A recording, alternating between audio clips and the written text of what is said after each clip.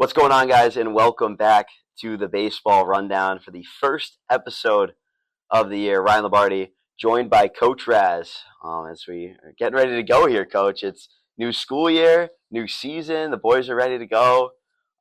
Just overall thoughts being back here at St. Bonaventure this year. Fall is in the air. Fall is in the air. Leaves are starting to change, getting that cold night, and then it warms up midday. It's hot out, so one of my favorite times of the year. I would say so. I love shorts and a sweatshirt to start the day, and then go into the t-shirt eventually. But it's my favorite weather. It's great. Leaves are changing. Not the only thing that's changing, though, as Fred Handler Park is getting some renovations done. There's a lot of fun, exciting projects that are going around the athletic department. Obviously, one of the bigger ones that you can see is the baseball field. And yeah, it's, we're getting pretty close to the finish line. I think when you're talking about the turf and the stadium and everything, I think Thanksgiving's kind of that end timeline when it will all be done. So, we're really close. We know it'll be done for the season, so that's exciting. But just seeing kind of the way that it's being built and going through these steps, I think that even the pictures don't necessarily do it justice from right. when you go down there and actually see it in person. It's impressive, and I think it's cool because I think people will love to come see the field because it's going to be different than other places that you go to. I don't think there's going to be a lot of fields that necessarily look like ours because it has that Bonaventure tie into it, right? Like the brick press box, the brick backstop that matches our buildings on campus, the roof that's going to go on the press box of the tiling that we have, which makes our campus so beautiful, right? So it's going to be unique. The hill is still involved, the path, it's going to be really cool. And you can already tell, when you take a picture from behind the backstop, you can't even tell the netting's up. It's that clear of a look now, so it's exciting. As a broadcaster, definitely a big fan of that. It was a little hard to see through the fence and the big metal poles, but I think this is my favorite project that athletics is doing right now. It might be a little biased, but no, it's definitely really exciting. And then having the actual stadium seating, and then once you guys wrap up your fall season in November, they're going to go and replace the infield turf, right? Yep, the infield turf's going to get replaced, and very thankful of the athletic department kind of pushing that, to get that done. The outfield's not getting replaced right now, which is okay because it's in great shape. I think the infield's had a little bit of wear and tear. There's some patchwork out there to just kind of have a fresh start and, get rid of that natural warning track in the infield will be nice for drainage purposes. So we only have to really manage the outfield one. That's the turf's a great added bonus to this project. But it's exciting. It's already, you want to get to the finish line, but you're already starting to think we've got a great foundation, a great piece. What can we add to it down the line? Because I think that there's a lot of chance for expansion and growing and continuing to move forward. Yeah, definitely have to shout out the St. Bonaventure Athletic Director, Bob Beretta. I mean, he's doing amazing things. So shout out Mr. Beretta. Crushing it, And I haven't been at the Division I level or at multiple schools for very long, right? So I only can reference back to what I had at Herkimer, which was pretty special. My athletic director was very involved. I was very close with him. But I, heard rumors that at other schools they're not as involved. It's unbelievable. He's at every game. He's so available to talk to. You can text him, email him. He just cares. And he's in the trenches, he loves this place, obviously, because he went here. And he's working so hard to improve things and have a vision. And it's exciting, and it's not just the field project. It's, we're getting a new locker room that'll be for baseball only finally. Alumni are so pumped. We have a buy a locker campaign going on now for our alumni, and they jumped all over. I mean, we're like 30 lockers. I mean, we only have 10 lockers left. So they're crushing it and getting the resources to do this stuff is, yes, it's headed by Mr. Beretta for sure. He's front and center, but we couldn't do it without our alumni. We couldn't. And they've been so great to us and just very thankful. And I think that speaks a lot to St. Bonaventure and what makes this place unique, right? Our alumni are so passionate. Our positions are in the trenches. We're not just sitting from the comfy towers watching down, like coaches are involved, athletic directors involved. It's a blue collar working class environment here, and it's great. Yeah, I'm a student ambassador here at St. Bonaventure, so I give a lot of tours around campus. Sometimes, baseball recruits, but even I've been given some recruiting tours, and the new coaches here that we have been coming on the tours with us just to kind of learn more about this place. And something I always preach is just how crazy the alumni are about this place, and how like the amount of money they pour in and all that stuff, because they're just so crazy. There's actually a sign in the Rathskeller that says "Once a Bonnie, always a Bonnie." And it's always something I point out because, I mean, the people are just so crazy about this place. And well, Woj says it's huge. When we have recruits here, and if he's available, he'll stop up and talk to a recruit for me anytime. And he tells every recruit that we talk to is like, this decision that you're making is not a 4-year decision. This is a 40-year decision. Mm-hmm. Like the connections that you're going to make here are going to last you a lifetime. And that's why this place is so different. So yeah, I couldn't agree more, man. It's a special place, and there's a lot of excitement going on. There's a lot of good energy, and now we got a bunch of new players to add to it. Yeah, a bunch of newcomers, 18 to be exact. I think let's just start with the freshmen, work down the list, because there's 18's a lot, and we have some returners as well. So we'll kick things off, lead things off with second baseman Joey Bruno from Lake Orion, Michigan.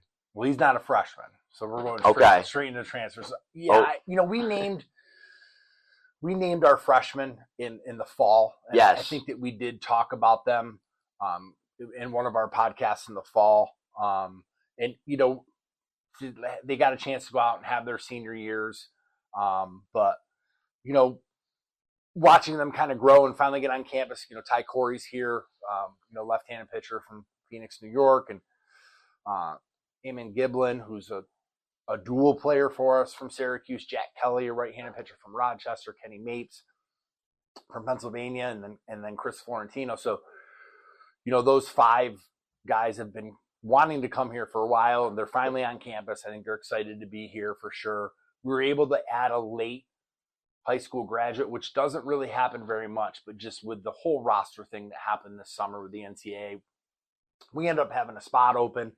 We brought in Christian Lamoth from California, we've been really impressed. Bit of a utility player. What we've seen so far, we've been very impressed by him as well. And he's, a little bit newer to the following of guys that we've brought in from the high school class, but very excited about him. He's, we're working with him defensively to figure out that, but he can swing it from the left side for sure. So love the group of freshmen in from the high school ranks. I think, that's one of the things we like about this recruiting class is the ratio of guys that we have, having 6 high school kids and having 8 junior college kids and, 4 4-year transfers. I think it's a good ratio for what we want to be for sure. Cause we're always going to have a play in the junior college market, especially when you can grab 4 All-Americans. So, yeah. And that's where you probably want to Joey Bruno. Yes. Right? Okay. Yeah. He's listed as a freshman online, but he is a transfer from is that Lansing Community College? Yep. In Michigan. Yeah. Yep. Big time year. Yeah. Tell me a little about him. All-American, hit 460, 68 ribbies, 25 extra base hits, only struck out 10 times in like 160 at bats. So Joey's a very talented kid, got big shoes to fill at second base from David Marshall. But we are very excited about Joey. He's shown a lot early. Great kid. Love getting to know him. And yeah, he's one of those junior college All-Americans we're fired up about. Yeah. What about Owen Smith? The transfer from Williamsville North. No. Owen was here last year. Owen was a red shirt. Okay, that's why. Last year, recovering from surgery. Had a good summer with Olean Oilers, but Owen was here with us last year. That's on me. That's I'm just. It happens. It's all right. It's all right. Well, he didn't play last year, so I can understand Yes, him yes. being new. But yeah, You have a number on the site. It was. Yeah. I missed the year. All right. Tell me the next transfer you wanna touch on. So I think when you're talking about the junior college kids, we talked about Joey being an All-American. There's 3 more All-Americans that had really big years. Manny Castro from Northern Essex Community College. Not only was he an All-American, but he was a Gold Glove winner too at third base. I got a chance to go watch him after our season last spring, compete in the World Series, and Manny was the best player on that team offensively. Hitting the 3-hole. I got a chance to watch him hit against Matt Barr from Niagara, who ended up going in the 4th or 5th round in the draft this year, and had a hit against him and didn't look overmatched, and had a home run against a kid from Texas on the mound that had some good off-speed stuff and showed the ability to hit that. And so we're really excited about Manny over at third base. I think that high-level defender, he's fast, got some power, and a great kid. Really like him. And then we added Anthony Fernandez, he was an honorable mention, JUCO All-American, but for Division I. Played down at Monroe Community College in the city. Might have the highest ceiling offensively as far as draft prospect. Yeah, he hit 345, had an OPS over 1 last year. I mean, that he had 100 hits over 2 seasons as well. So when you watch him though, like athletically, it's different. Like okay, his foot speed is different. His quick twitch is very fast. Like yeah, he has electricity in his body. Like it is very electric. And we did our first day combine out there getting velos and 60 times, and he threw a ball from the outfield 95 miles per hour. So it's an elite arm, elite speed. Yeah, Hitting the 3-hole, the Valley League all summer was very good. We're very excited about Anthony, and he's got big shoes to fill in center field. So no doubt about that. for sure. Yeah. Tell me about Derek Duvall. He's a guy I've actually, one of the only transfers I've met. Chris Holcraft has introduced me to him a few times now. And he very infamously goes, Derek Duvall, every time. Yeah. But is he a guy you're pretty hyped about? I've tried to recruit Derek for 3 years. So I was on him. He's a Fonda, New York kid, which when I was Third time's a charm. When I was back at Herkimer, it was 20 minutes on the road. So I liked him out of high school, tried to get him to come to Herkimer. He went to Post University D2. Then I got the job at St. Bonaventure, and he went to Florence Darlington Tech, which was a JUCO in South Carolina. Followed him that year, ends up going to the JUCO World Series as their closer. Tried to recruit him here, had him here on a visit. Decided to go to the College of Charleston instead of coming to us last year. Was disappointing because I like him a lot. Big-bodied kid, thicker, but a dog, man. Like, he loves to pitch. And had good numbers at Charleston, just didn't have a ton of opportunity, and got in the portal and recruited him a third time. And I definitely think it helped that Holcraft and him were on the same summer league team. They got along. They became really good friends. Right. And we were able to land him. And I'm very excited to finally have him. I think that he has a toughness. He has thick skin. He wants the ball. I think he's going to be very important in the role that we have kind of carved out for him and a few other guys. Yeah, and then you got one of your go-to guys back from 2024. Tristan Ciampa is back with the Bonnies as a grad student. How did that come about?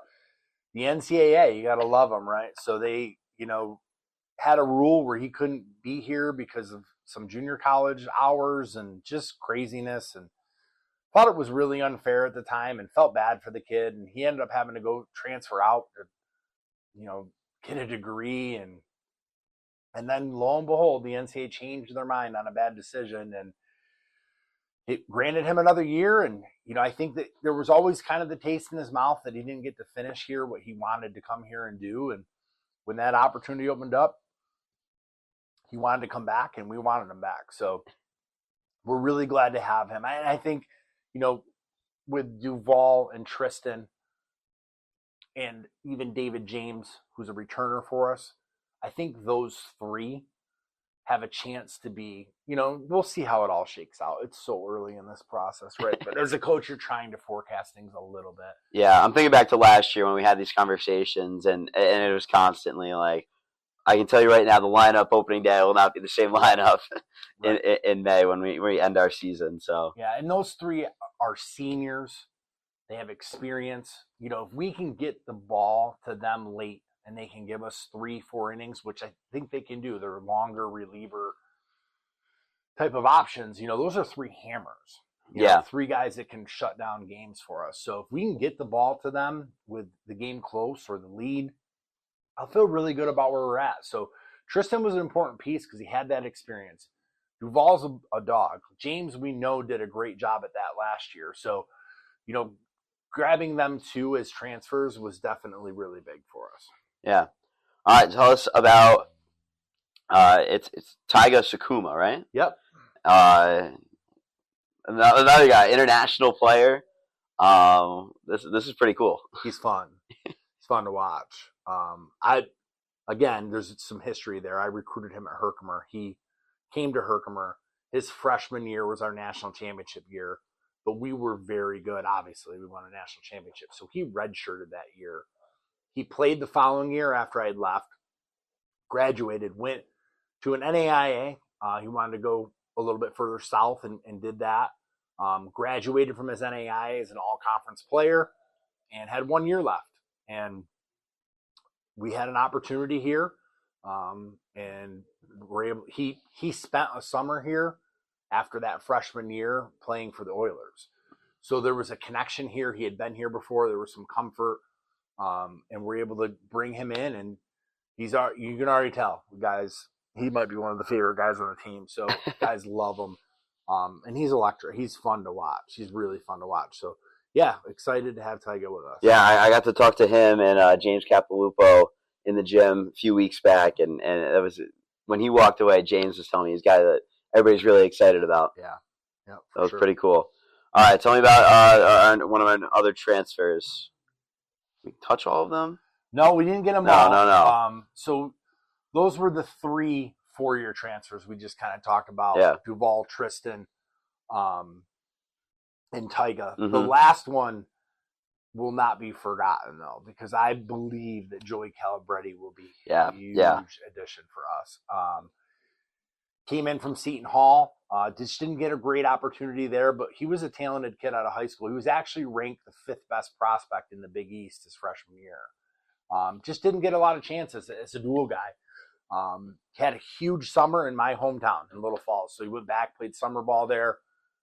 Dominated on the mound. He threw 19 innings, didn't give up a run, had like 23 strikeouts with 1 walk, and he led them in home runs and ribbies. He's electric. He's really a good infielder, like third base for sure. We're going to slide him over to first. We're going to, try to save his arm a little bit. I think he's one of the guys that we're thinking can maybe be a weekend starter for us. Wow. And maybe be a dual guy, like a true, play first base Friday, Saturday, start on Sunday. Type of kid. So he's a lot of fun. That's exciting. He's loud. He's exciting. He's definitely fun to be around. Him and David James have worked up quite a friendship. They end up being roommates. So it's been great to have his energy around us.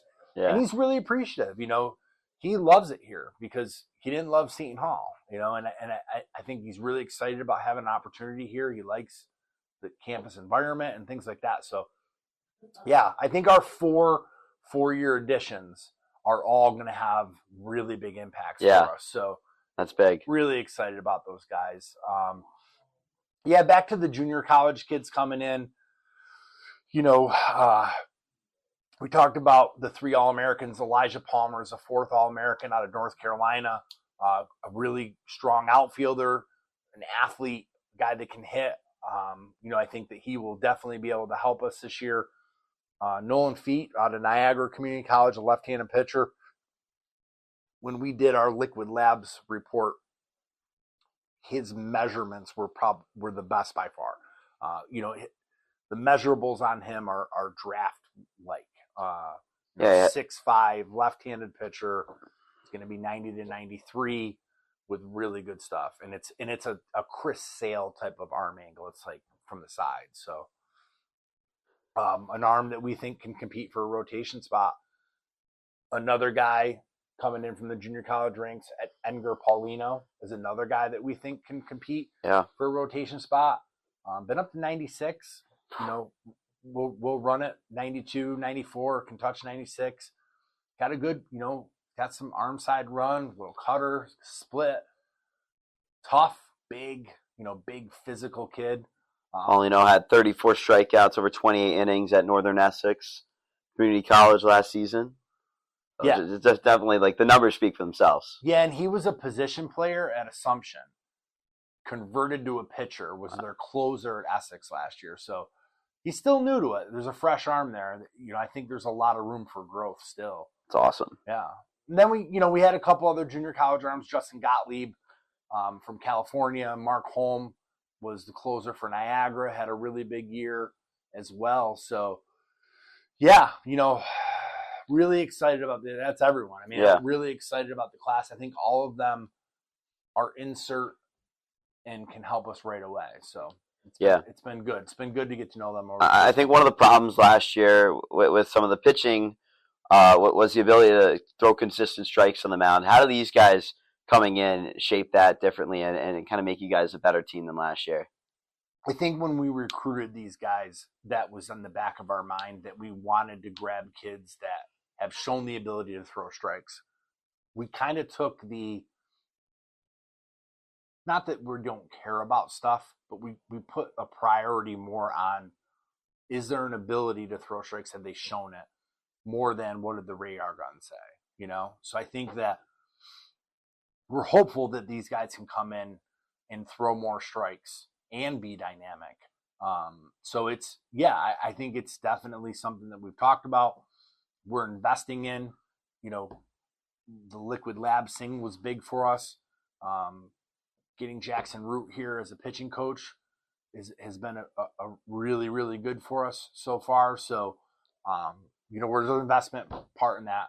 And it's true. I mean, there's some new pieces in the lineup, but I'm not concerned about our lineup. I'm not. I think we have a lot of talent offensively and defensively.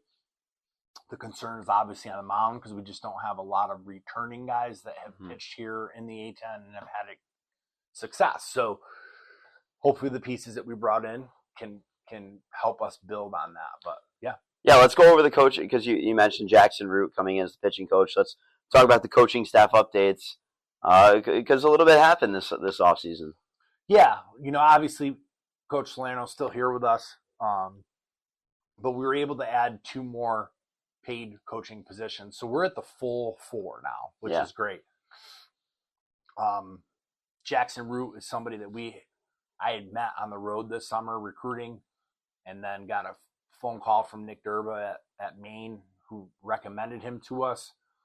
And I love Coach Durb. So, grabbing Jackson has been everything that Coach Durb said he would be. So he's been a great addition. And then obviously Jackson DeJohn has been here since I've gotten here. So there's a great relationship there. Mr. St. Bonaventure. Yeah, kind of like BJ. They're very similar, 2 catchers. But he loves this place, and was a grad assistant last year, finishing up his master's degree, and wanted to stick on another year and try out the coaching thing for a little bit. So love the staff. Very, very happy about where we're at with that. Yeah, and of course your son AJ is back as a student assistant as well. So definitely pretty exciting. Yeah, final year. gonna one last run, and then he's got to move on to life. So yeah. All right, let's talk about the returners. And we mentioned some of these guys throughout the show so far, but Chris Holcraft back for his senior year, utility player. I mean, he was just so good last year and had a great summer, and definitely expecting big things out of him. Yeah, Chris is our leader. I think this team's going to go as Chris leads us. I can see Chris sliding up into that leadoff spot and just being kind of that rock at the top of our lineup. I don't know where he's going to play defensively because we've got a lot of good position players. But I think that's the great thing about Chris is it doesn't matter because he's going to hit leadoff every game. So He'll be in there somewhere. We'll just figure it out. But Chris. So we got news on the lineup. He's the leadoff hitter.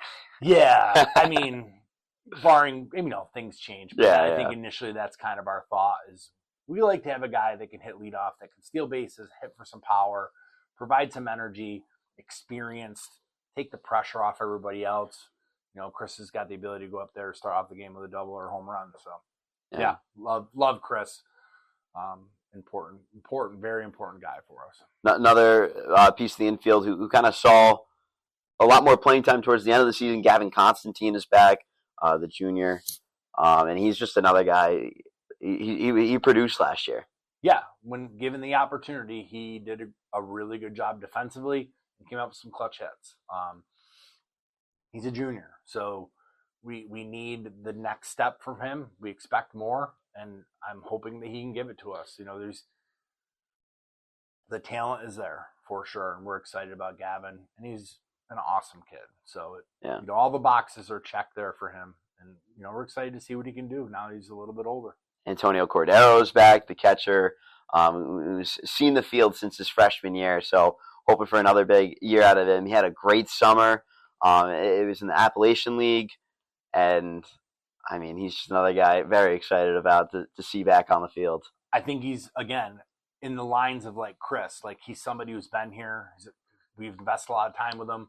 We're expecting his junior year for him to take that next jump, and he showed that this summer. Having a big summer, being named all-league in the Appy League is not easy. It's a very good league. A lot of kids drafted out of there. So Antonio has put himself in a really good position to go have a big year for us and be very important. If Antonio's hitting 4th or 5th in our lineup and holding it down, then we're going to be in a really good spot. Yeah. So, we need him to be that guy, and it's been set up for him to be that way. So feel good about it. Ryan Kusi, is he still going to be a two-way player this year? Yeah. Listen, we're going to play it out this fall, see how it works. It's been electric on the mound. Yeah. It's definitely electric, but we're going to give the hitting one more shot this fall, see if it catches. If not, we'll make a decision at the end of the fall. Yeah, love it. I mean, he had that really long relief appearance against VCU that kept you guys in that game where you guys swept. James Capilupo is back, and hopefully will potentially be that Friday or Saturday starter. We'll see. Yeah, we'll see. We got a lot of competition. Yeah. So, we need him healthy. That's the biggest thing. But he's proven to be able to throw quality innings for us. Would love to have him healthy and helping us out this spring. Yeah, Jackson Ross, the sophomore, is back. Local kid. And he's someone I'm definitely excited about. He showed some promise in some of his midweek starts. Could we see him in a similar role this year? For sure. Yeah. Yeah, it's all about throwing strikes for Jackson. The stuff's there. He's just got to, again, as these guys get older, we invest time in them as a freshman. We expect a better year their sophomore year, and then we expect them to dominate their junior year. So as long as he can keep getting better and improving and showing that he's growing, that's what we're looking for. Yeah. Brian Crothers, backup catcher from last year, also had a pretty good summer in the Appalachian League. He's back. Alex Barger, Sam Baruch is back. Tucker Genovese, Connor Wolf, David James, Ryan Clementowski, Tom Wilkie, and then Connor Vercoloni, Gilbert Saunders to round it out. Just all guys that are coming back. Just out of those names, I know I named a lot. We're running out of time here. Just who are you excited for? Like, obviously, Connor's back for another year after hitting 10 home runs last year. Gilbert was a closer for us for a lot of times last year. So those are guys who had big years last year that are back. And yeah, there's some older guys and there's some opportunity here still. So it's a long fall. We haven't even started scrimmaging yet, but definitely there's excitement about the group of talent that is here. Yeah, excited to see David James back. He's another guy who was a weekend starter last year. Could probably see him in a similar role again.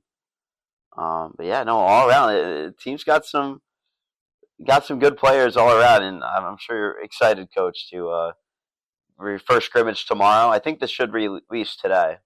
So Saturday the 20th, first scrimmage, and then, of course, the ribbon cutting next week, family weekend here at St. Bonaventure for Fred Handler Park. So a lot of things to look forward to. All right, the biggest news this offseason I think we got to touch on. Right-handed pitcher Michael Salina becomes the highest draft pick in St. Bonaventure history, taken in the 4th round of the MLB draft by the San Diego Padres. I mean, just how cool is that? It's really cool, right? I'm very thankful because Michael's a kid that decided to stay here, didn't get into the portal to try to drive his draft stock up, ended up getting hurt, and it didn't hurt him, right?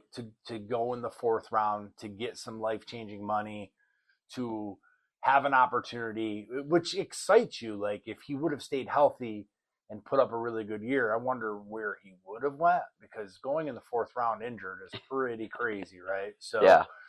Love Michael. He still texts us all the time. He talks about us at St. Bonaventure. So he's very tied into who our recruits are, who's here. And I expect that relationship to stay strong. He's very faithful about being the highest draft pick in St. Bonaventure history. It means a lot to him. So we're excited to see him get through his rehab and get back on the mound at some point. But super happy for him, happy for his family. I'm glad it all worked out because the plan worked. We had a plan. It worked. It wasn't perfect. We had some hiccups, but I think that's the idea when you have a strong plan, right? Like, if you have things in place and you do things, sometimes hiccups happen, like injuries. And if you've done the right things, hopefully those things will pay off. And I think that we did. I think we marketed Michael. We got his name out there. We told every scout for the last year and a half when he was thrown, what time he was thrown, like everything. So there was enough people that saw him and had the information and had videos and our analytics stuff. So, we did right by him. He did right by us by staying. It paid off. He got picked really high, and he's happy. Still wearing the brown. I was trying to say, he did not escape the brown with the Padres. So pretty cool for him. Congratulations, Michael Salina. And then you hinted at it earlier. One of the big losses for this team that came in the offseason. Jace Tarnish entered the transfer portal and committed to Kentucky, part of the SEC, which is one of the highest baseball conferences in college baseball. Yeah, miss Jace already. Love Jace as a person for sure. Respect his talent. And, I think the SEC is just different, right? Like, I think it's very comparable to being a minor league baseball league, right? The talent level is very high. If you have a lot of success in that league, it's going to put you out there. So, and the money's just crazy, and there's nothing that we can do about that. And, we just have to move on and be thankful for the time that we had, and love Jace, love his family. I get it. I understand, but I'm more worried about the people that are here. Mm-hmm. This is what I do. I have to take care of the guys that are here. I have to get excited about what we have here. And I am, every year is a new year. You can't look back at the past. I can't get mad and upset and fight the state of college baseball, because what are you going to do? Cry about it, or just get better? No, it's the working, like the state of the NCAA right now. You just got to keep moving forward. Yeah, it is what it is. So I think the guys that are here love it here. They're excited to be here. We're excited about having them. Our expectations haven't changed. We're fired up about who we are and what we can do this year. So, thankful for this year, thankful for the years past, the guys that have been here, but it's on to 2025-26. I'm excited for it. Looking so much forward to the rest of the fall. I think we got 3 more episodes this fall that will bang out across up until like November. And then when the spring hits, we'll hit the ground running. Really excited, Coach. And then lastly, before we close out the show, X. We need our X account back. It's crazy. Bonnies Baseball at X. Save it. Start the hashtag. Can't even get a response. Somebody get the attention of whoever's running that and bring us Bonnies Baseball back on I've X. sent 50 plus emails. It's so sad. Appeals. We can't even get a response. It's so sad. It's sad. It's sad that